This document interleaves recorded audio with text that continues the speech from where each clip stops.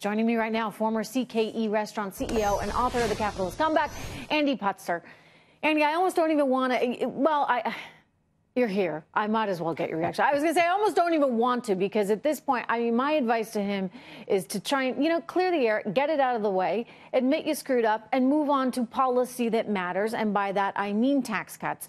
But your thoughts, briefly, on Helsinki, and your thoughts on today. I thought what you said was absolutely right. I thought that was very good advice. I think the president will recover from this. Hopefully today he'll explain more of what he meant about what happened at Helsinki. And there's been many times when people have been very critical of this president, and then 2, 4, 6 months later, it turns out that what he said was actually right. I'm going to jump in right now. Forgive me, Andy. Apologize. We have some breaking news. We have a readout from that meeting with lawmakers coming to us right now, and I want to share it with you. Sure. The president saying that he does have full faith in U.S. intelligence, full faith and support for American intelligence agencies. This crossing right now from President Trump. This is important. I want to emphasize that the President of the United States is clarifying things. He does have full faith and support in American intelligence agencies. And he goes on to say, yesterday I returned from a trip where I met with leaders. We're going to have peace. We've got the full readout coming to us momentarily. But in other words, he's saying that Russian relations actually have never been, correct me if do I have this right, never have been worse? Is that correct? Linda, I'm checking with our producing team, because, again, this is just coming into us right now. But I think the important thing here, Andy, is that he's making the point that he does have full faith in American intelligence. He needed to set the record straight on that one, because as of yesterday, it wasn't entirely clear.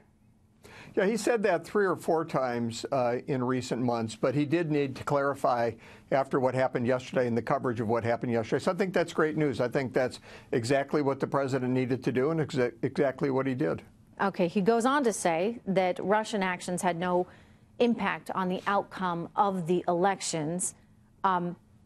Nobody alleges they did. Nobody. That's where we have a little bit of a breakdown here, right? Because for whatever reason, I think, and maybe this is an ego issue, that keeps getting in the way. And it should be clarified. And I understand he wants to keep putting this out there. But I don't think that anybody, unless you're the leftist of the left, believes that Russia actually changed the outcome of the election in any way. But once again, Certainly accepts that the U.S. intelligence community's that. conclusion that Russia meddling did take place. So this is a step in the right direction, Andy. Yes.